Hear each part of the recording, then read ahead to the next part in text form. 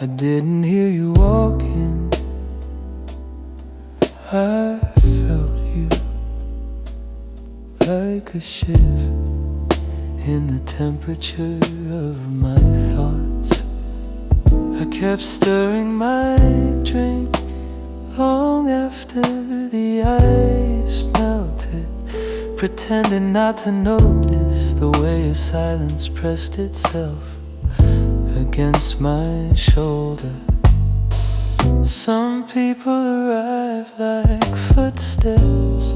You arrive like a low note rolling through my ribs.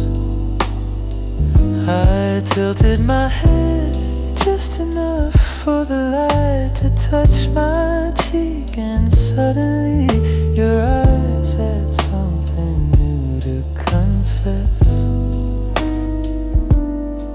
My voice tried to stay steady, it really did, but your nearness has a way of slipping into the cracks between my breasts. So I laughed softly, huskily, the kind of sound no microphone ever captures the right way.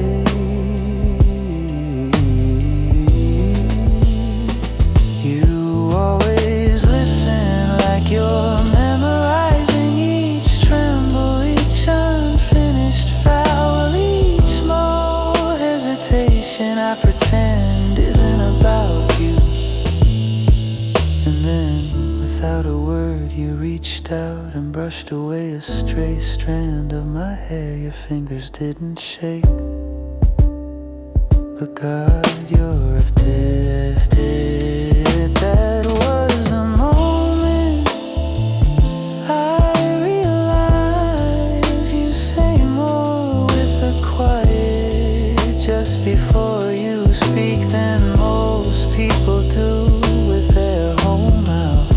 So I leaned in just a little, just enough to feel you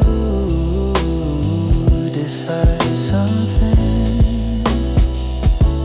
And in that warm electric hush, I finally understood the truth.